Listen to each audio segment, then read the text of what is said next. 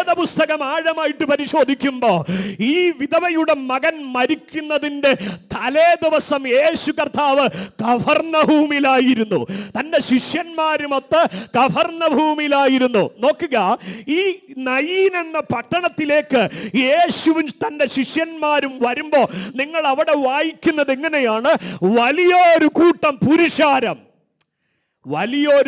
പുരുഷാരം യേശുവിനെ പിന്തുടർന്നു വന്നു എന്ന് നമുക്കവിടെ വായിച്ചു മനസ്സിലാക്കാൻ കഴിയുന്നത്.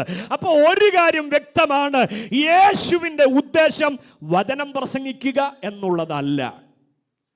അങ്ങനെ ആയിരുന്നെങ്കിൽ ഒരു പ്രസംഗത്തിനുള്ള ആള് കൂടെ ഉണ്ട്.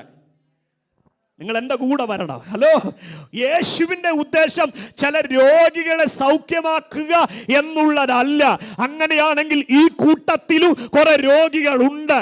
പക്ഷെ യേശുവിൻ്റെ ഉദ്ദേശം എന്താണെന്ന് ചോദിച്ചാൽ, പട്ടണവാതിക്കൽ എത്തുമ്പോൾ, ഹലോ, ജീവനില്ലാത്ത മകനുമായി ആ സ്ത്രീ പട്ടണവാതിക്കൽ എത്തുമ്പോൾ ആ സന്ദർഭത്തിൽ ഞാൻ അവളെ ഒന്ന് കണ്ടുമുട്ടണം. ഒരല്പം കൂടെ ആഴമായിട്ട് ഞാൻ പറയാ, ഈ വിധവയുടെ വീട്ടിൽ എപ്പോ പ്രശ്നം ആരംഭിച്ചോ അപ്പോൾ യേശു കഫർന്നഹൂമിൽ നിന്ന് പുറപ്പെട്ടു എന്നർത്ഥം. ഇന്ന് പകൽക്കാലം ചിലരൊക്കെ യാദൃശികമായിട്ടാണെന്ന് നിനക്കൊരു പക്ഷെ തോന്നിയേക്കാം. എന്നാൽ ഇല്ല, നിന്റെ മേലൊരു ദൈവിക പദ്ധതി ഉണ്ടെങ്കിൽ, നിന്റെ തലമുറയുടെ മേൽ ഒരു ദൈവിക പദ്ധതി ഉണ്ടെങ്കിൽ, നിന്റെ പ്രതീക്ഷകളും സ്വപ്നങ്ങളും ഒക്കെ തകർന്നെന്ന് നീ ചിന്തിച്ചിരിക്കുക. പക്ഷെ കൃത്യസമയത്ത് നിന്റെ ജീവിതത്തിൽ ഒരത്ഭുതം ചെയ്യാൻ എന്റെ യേശു മതിയായവനാ. വിശ്വസിക്കുന്ന ദൈവജനത്തിന് ഇന്ന് പകൽ ഞാൻ ദൈവത്തിന് സ്തോത്രം ചെയ്യുന്നു. ചിലരൊക്കെ യാദൃശികമായിട്ടാണെന്ന് നിനക്ക് തോന്നും കേട്ടോ.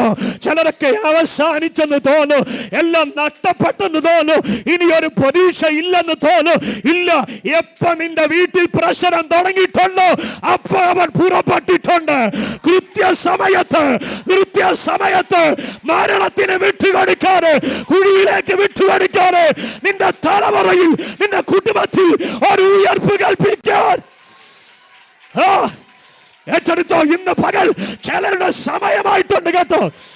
ഇന്ന് പകൽ വിടുതലിന്റെ സമയമാ, ചില ദൈവപ്രവൃത്തിയുടെ സമയമാ.